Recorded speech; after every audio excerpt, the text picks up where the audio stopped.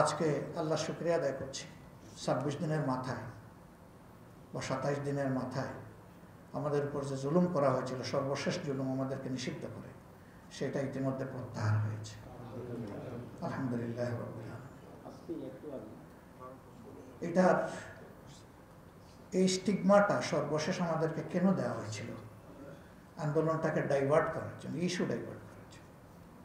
হয়তো বা কেউ কেউ চেয়েছিলেন যে এরকম কিছু একটা করলে জামাতে ইসলামী তার সমস্ত শক্তি নিয়ে রাস্তায় নামবে, প্রতিবাদ করবে, তখন অন্য কিছু হবে এটাকে কেন্দ্র করে, এবং যে মূল ইস্যুর স্রোতধারা তৈরি হয়েছিল এটা তখন ওইদিকে চলে যাবে, এই ইস্যুটা চাপা পড়বে।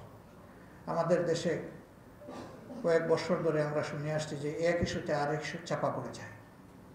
এটা হয়তো চাপা দেওয়ার মতো একটা জায়গা থেকে এটা হয়ে থাকতে পারে। যারা করেছেন তারা ভালো জানেন।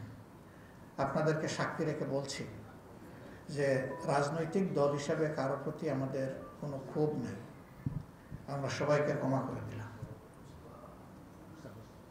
কিন্তু যিনি সুনির্দিষ্ট ক্রাইম কমিট করেছেন, যিনি পারপিট্রেটর, তার ওই নির্দিষ্ট ক্রাইমের শাস্তি, সেটা আমার সাথে হোক, আপনার সাথে হোক, যার সাথে হোক, তাকে পেতে হবে। এটা যদি নিশ্চিত না হয় তাইলে সমাজে কোনো সংশোধন হবে না। পারপিট্রেটররা তখন uncontrolled, beyond control, without owning speed control, তারা অন্যরকম হয়ে যাবে, বেপরোয়া হয়ে যাবে।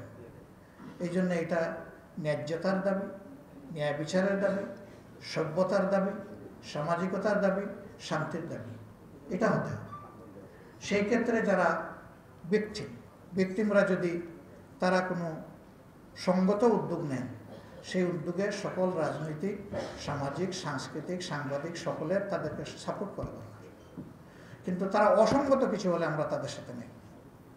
গণহারে একটা মামলায়, একটা হত্যা মামলায় ৫০০ জনকে আসামি করা, এটা কতটুকু যৌক্তিক, এটা নিয়ে শতবার আমাদের চিন্তা করা উচিত।